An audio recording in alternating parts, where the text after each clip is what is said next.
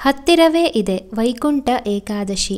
ಸ್ವರ್ಗದ ಬಾಗಿಲು ತೆಗೆಯುವ ಈ ದಿನದ ಮಹತ್ವ, ಉಪವಾಸ ವಿಧಿ, ಮಂತ್ರ, ಆಚರಣೆಯ ಹಿನ್ನೆಲೆ, ಪೂಜಾ ವಿಧಾನಗಳ ಮಾಹಿತಿ ಈ ವಿಡಿಯೋದಲ್ಲಿ ತಿಳಿಯೋಣ. ಹಿಂದೂ ಧರ್ಮದಲ್ಲಿ ಪ್ರತಿಯೊಂದು ಆಚರಣೆಯು ವಿಶಿಷ್ಟ ಹಾಗೂ ವಿಶೇಷ. ಹಿಂದೂಗಳು ಪ್ರತಿ ತಿಂಗಳು ಏಕಾದಶಿ ವ್ರತ ಆಚರಿಸುತ್ತಾರೆ. ವಿಷ್ಣುವನ್ನು ಆರಾಧಿಸುವ ದಿನ ಏಕಾದಶಿ ಆಗಿದೆ. ಈ ದಿನ ಉಪವಾಸ ಮಾಡುವ ಮೂಲಕ ದೇವರ ಕೃಪೆಗೆ ಪಾತ್ರರಾಗಲು ಬಯಸುತ್ತಾರೆ. ಒಂದು ತಿಂಗಳಲ್ಲಿ 2 ಬಾರಿ ಏಕಾದಶಿ ಬರುತ್ತದೆ. ಕೃಷ್ಣ ಪಕ್ಷದಲ್ಲಿ ಒಮ್ಮೆ ಏಕಾದಶಿ ಬಂದರೆ ಇನ್ನೊಮ್ಮೆ ಶುಕ್ಲ ಪಕ್ಷದಲ್ಲಿ ಏಕಾದಶಿ ಆಚರಣೆ ಇರುತ್ತದೆ. ವರ್ಷದಲ್ಲಿ ಒಟ್ಟು 24 ಏಕಾದಶಿಗಳು ಇರುತ್ತವೆ. ಡಿಸೆಂಬರ್ನಲ್ಲೂ ಸಹ 2 ಏಕಾದಶಿಗಳಿದ್ದು ಈಗಾಗಲೇ ಉತ್ಪನ್ನ ಏಕಾದಶಿ ಡಿಸೆಂಬರ್ 8ರಂದು ಮುಗಿದಿದೆ.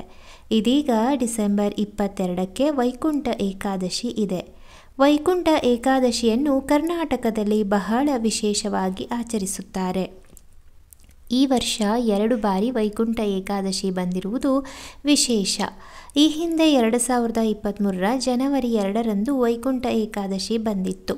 ವೈಕುಂಠ ಏಕಾದಶಿಯನ್ನು ಪೌಷ ಪುತ್ರವ ಏಕಾದಶಿ, ಮುಕ್ಕೋಟಿ ಏಕಾದಶಿ, ಭೀಷ್ಮ ಏಕಾದಶಿ ಎಂದು ಸಹ ಕರೆಯುತ್ತಾರೆ.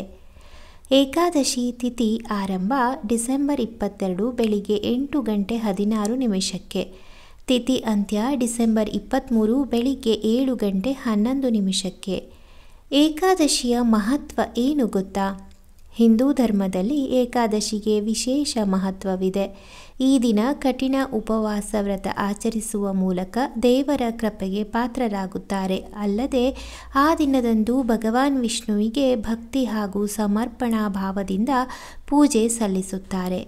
ಏಕಾದಶಿ ವ್ರತವನ್ನು ಯಾರು ಪೂರ್ಣ ಹೃದಯದಿಂದ ಆಚರಿಸುತ್ತಾರೋ ಅವರು ಎಲ್ಲ ಕಷ್ಟಗಳು ಹಾಗೂ ಸಮಸ್ಯೆಗಳಿಂದ ಮುಕ್ತರಾಗುತ್ತಾರೆ.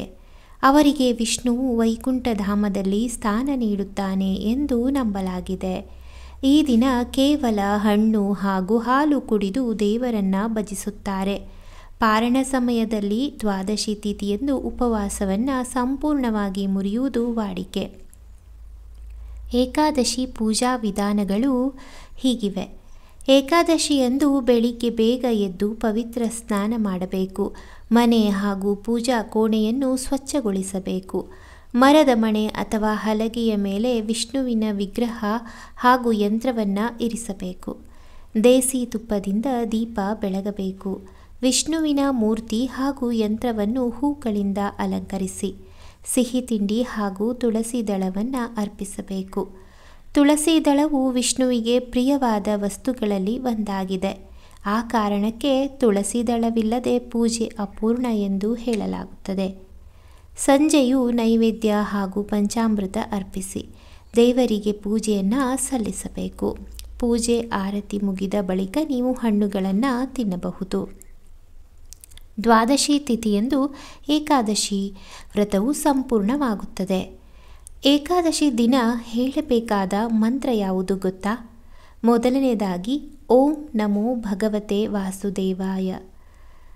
ಎರಡನೆಯದಾಗಿ ಶ್ರೀಕೃಷ್ಣ ಗೋವಿಂದ ಹರೇ ಮುರಾರಿ ಹೇ ನಾಥ ನಾರಾಯಣ ವಾಸುದೇವ.